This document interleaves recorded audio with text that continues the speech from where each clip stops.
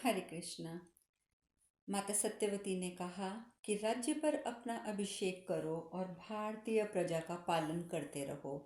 धर्म के अनुसार विवाह कर लो, पितरों को नरक में ना गिरने दो। यह सुनकर देवव्रत बोले, माता तुमने और बाकी सबने जो कुछ कहा वह धर्मयुक्त है, इसमें संशय नहीं है। परंतु मैं राज्य के लोभ से ना तो अपना अभिषेक कराऊंगा, ना ही स्त्री सहवास करूंगा। संतानोत्पादन और राज्य ग्रहण ना करने के विषय में जो मेरी कठोर प्रतिज्ञा है वह तो आप सब जानते ही हैं। और वैसे भी तुम्हारे लिए शुल्क देने हेतु जो बातें हुई थी वे सब तुम्हें ज्ञात हैं।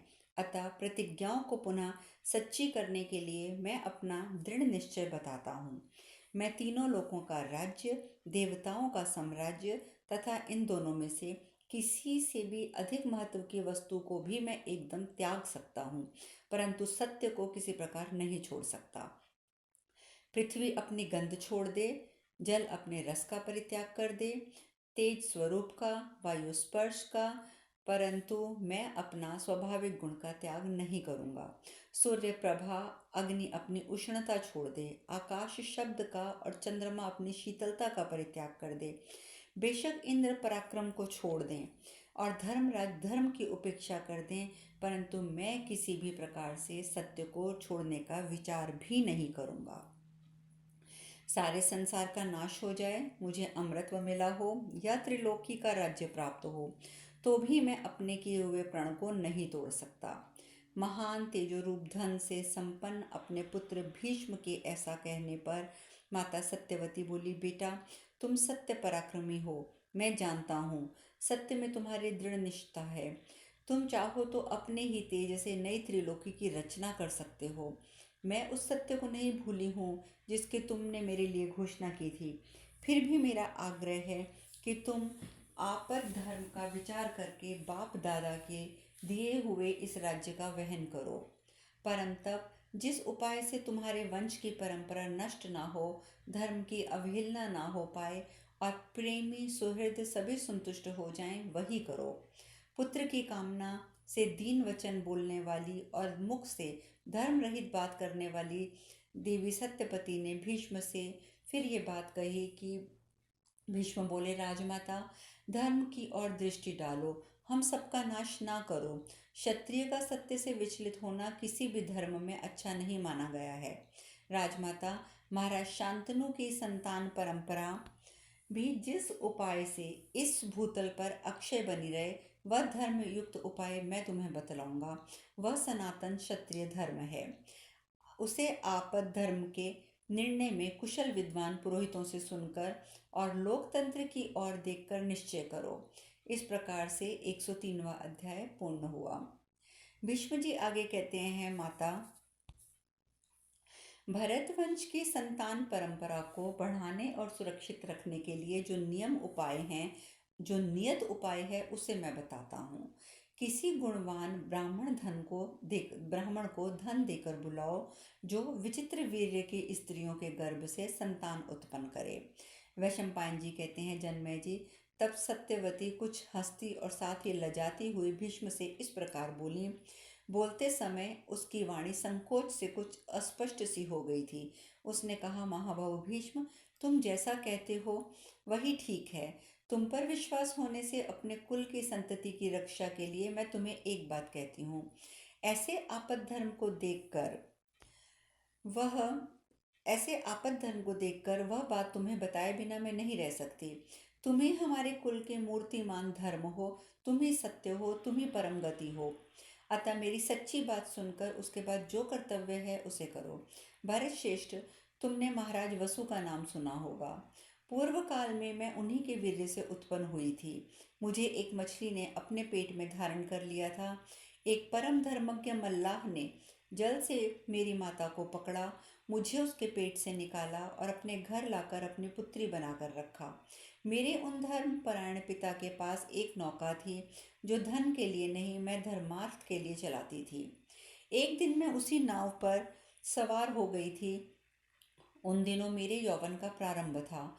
उसी समय धर्मज्ञों में श्रेष्ठ बुद्धिमान महर्षि पराशर यमुना नदी पार करने के लिए मेरी नाव पर आए। मैं उन्हें पार ले जा रही थी, तब वे मुनि श्रेष्ठ काम पीड़ित होकर मेरे पास आए और मुझे समझाते हुए मधुर वाणी में बोले। उन्होंने कहा कि मुझसे और अपने कुल का परिचय मैं पाना चाहता हूँ। इस पर मैंने कहा कि भगवान, मैं तो निषाद की पुत्री हूँ। भरत, एक और पिताजी से डरती थी, दूसरी ओर मुनि के शाप का डर भी था। उस समय महर्षि मुझे दुर्लभ वर देने को उत्साहित थे, जिससे मैं उनके अनुरोध को टाल ना सकी। यद्यपि मैं नहीं चाहती थी, तो भी उन्होंने मुझ अबला को अपने तेज से तिरस्कृत करके नौका पर ही मुझे अपने वश में किया। उस समय उन्होंने कोहरा उत्पन्न करके संपूर्ण लोगों को अंधकार से आवृत कर दिया। भरत, पहले मेरे शरीर से अत्यंत घृणित मछली की बड़ी तीव्र दुर्गंध आती थी। उसको मिटाकर मुनि ने मुझे ये उत्तम गंध प्रदान की। तदंतर मुनि ने मुझसे कहा, तुम इस यमुना के द्वीप में मेरे द्वारा स्थापित इस गर्भ को त्याग कर फिर से कन्या हो जाओगी। उस गर्भ से पराशर जी के पुत्र महान योगी महर्षि व्यास प्रकट हुए। वे ही द्वैपायन के नाम से विख्यात हैं। वे मेरे कन्यावस्था के पुत्र हैं। वे भगवान द्वैपायन मुनि अपने तपोबल से चारों वेदों का पृथक पृथक विस्तार करके लोक में व्यास पदवी को प्राप्त हुए हैं। शरीर का रंग सांवला होने के कारण लोग उन्हें कृष्ण भी कहते हैं। वे सत्यवादी, शांत, तपस्वी और पाप शून्य हैं। वे उत्पन्न होते ही बड़े होकर उस द्वीप से अपने पिता के साथ चले गए थे। मेरे और तुम्हारे आग्रह करने पर वे अनुपम तेजस्वी व्यास अवश्य ही अपने भाई के क्षेत्र में कल्याणकारी संतान उत्पन्न करेंगे। उन्होंने जाते समय मुझसे कहा था कि संकट के समय में मुझे याद करना। महाबाहु भीष्म, यदि तुम्हारी इच्छा हो तो मैं उन्हीं का स्मरण करूं। भीष्म, तुम्हारी अनुमति मिल जाए तो महातपस्वी व्यास निश्चय ही विचित्र वीर्य की स्त्रियों से पुत्र उत्पन्न करेंगे।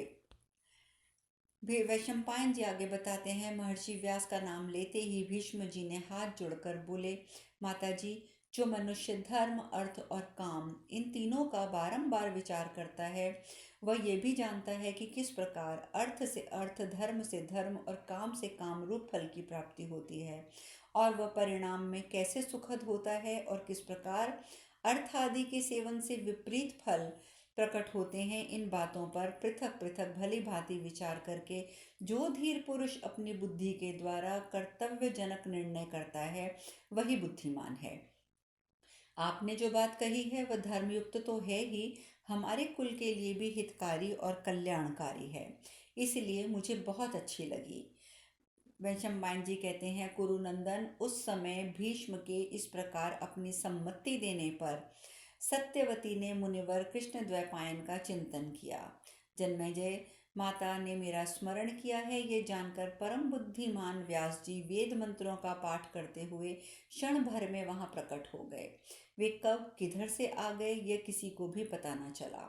सत्यवती ने अपने पुत्र का भली भांति स्वागत किया और दोनों भुजाओं से उनका आलिंगन करके उन्हें अपने पुत्र को दीर्घ काल के बाद देखने के कारण जो आंखों में स्नेह और आनंद के आंसू बहने लगे थे, उन्हें पहुंचा। तदंतर सत्यवती के प्रथम पुत्र महर्षि व्यास ने अपने कमंडलों से पवित्र जल से दुखिनी माता का अभिषेक किया और उन्हें प्रणाम करके कहा, धर्म के तत्व को जानने वाली मेरी माता, आपकी जो हार्दिक इच्छा है उसके अनुसार कार्य करने में यहाँ आया हूँ। आज्ञा दीजिए, मैं आपकी कौन सी प्रिय सेवा करूं। तत्पश्चात पुरोहित ने महर्षि का विधि पूर्वक मंत्रोच्चारण के साथ पूजन किया और महर्षि ने से प्रसन्नता पूर्वक ग्रहण किया। विधि और मंत्रोच्चार से की गई उस पूजा से व्यास जी बहुत प्रसन्न हुए।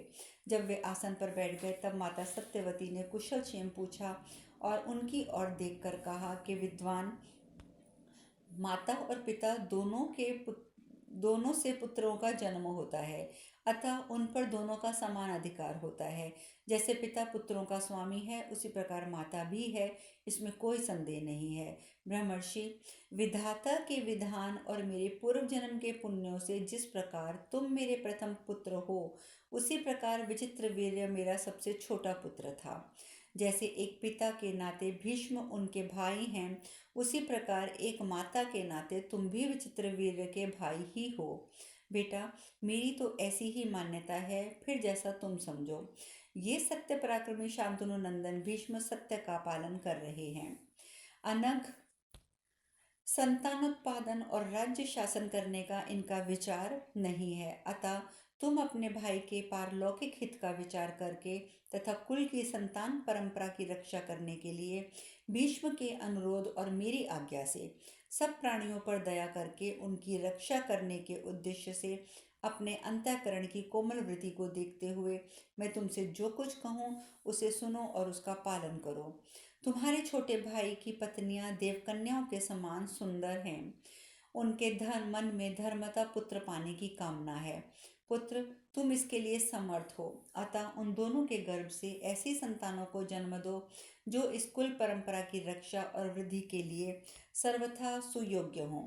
व्यास जी ने कहा, माता सत्यवती, आप पर और अपर दोनों प्रकार के धर्मों को आप जानती हैं।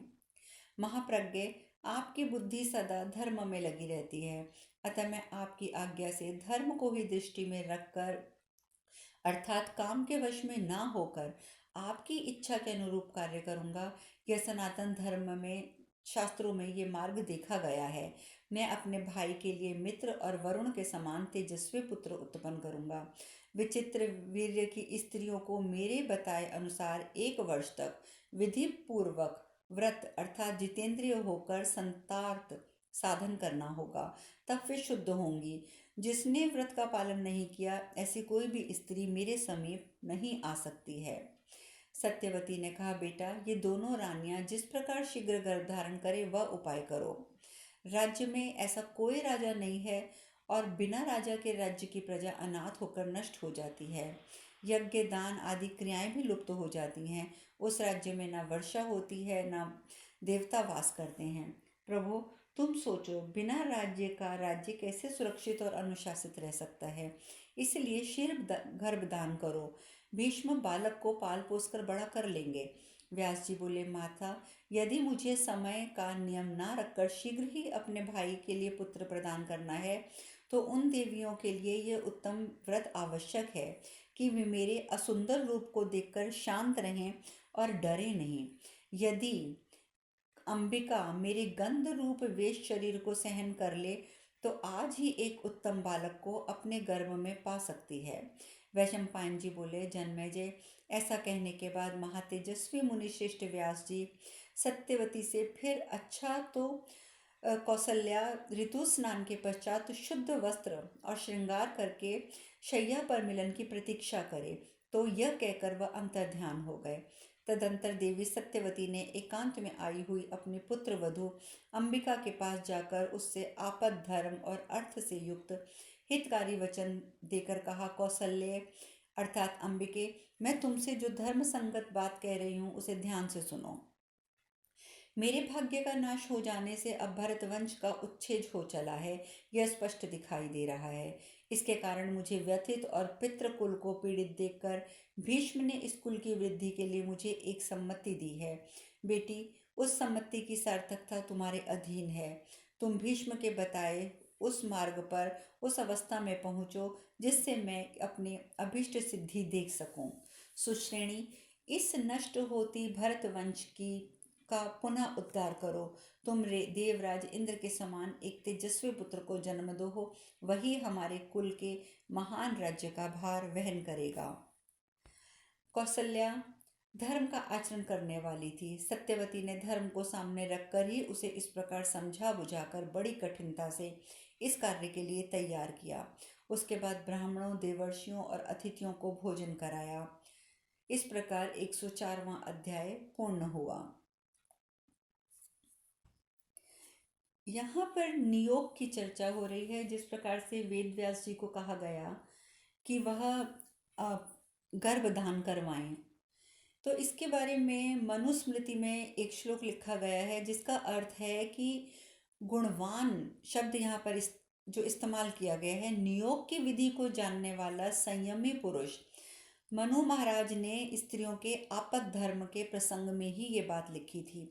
वह कहते हैं कि विधवा स्त्री के साथ सहवास के लिए, मैं ये बात इसीलिए बता रही हूँ कि इस बात का कोई गलत अर्थ ना लगाया जाए, इसलिए मनुस्मृति में भी जो नियोग के बारे में लिखा गया है मैं वह पढ़कर बता रही हूँ आपको कि मनुस्मृति में कहा गया है, मनु जी ने लिखा है कि विधवा स्त्री के साथ सहवास के लिए पति पक्ष के गुरुजनों द्वारा जिस पुरुष को नियुक्त किया जाता है वह पुरुष अपने सारे शरीर पर घी चौपड़ कर अर्थात कि अपने सौंदर्य को पूर्ण रूप से बिगाड़ कर वाणी को संयम में रखकर अर्थात बिल्कुल चुप रहकर रात्रि में सहवास करे।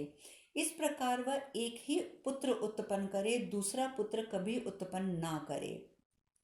मनुस्मृति में आगे ये भी कहा गया है कि विधवा में नियोग के लिए विधि के अनुसार अर्थात कामवश न होकर अपितु कर्तव्य बुद्धि से चित्त को संयमित रखते हुए इंद्रियों को अनासक्त रखते हुए नियोग का प्रयोजन सिद्ध हो जाने पर दोनों परस्पर पिता और पुत्र वधू के समान बर्ताव करें। अर्थात स्त्री उसको अपने पिता के समान समझकर बर्ताव करे और पुरुष उसे अपने पुत्र वधू मानकर बर्ताव करे। कलयुग में मनुष्यों के असंयमी और कामी होने के कारण नियोग वर्जित है। ये बात भी मनुस्मृति में स्पष्ट शब्दों में बताई गई थी कि जब कलयुग आ जाएगा तो लोग बहुत असंयमी होंगे और कामी होंगे, उस समय ये जो नियोग है ये वर्जित रहेगा।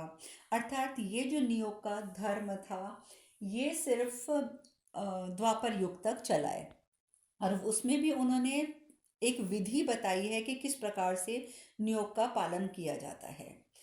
वैशंपायन जी आगे कहते हैं, जन्मेजय तदंतर सत्यवती ठीक समय पर अपने ऋतु स्नाता पुत्र वधू को शैया पर बिठाते हुए धीरे से बोली, कौशल्य तुम्हारे एक देवर हैं, वे ही आज तुम्हारे पास गर्भदान के लिए आएंगे। तुम सावधान होकर उनकी प्रतीक्षा करो, ठीक आधी रात के समय वे यहाँ पधारेंगे। सास की बात सुनकर कौशल्या पवित्र शैया शयन करके उस समय मन ही मन भीष्म तथा अन्य श्रेष्ठ कुरुवंशियों का चिंतन करने लगी। शेष कथा कल। हरे कृष्णा।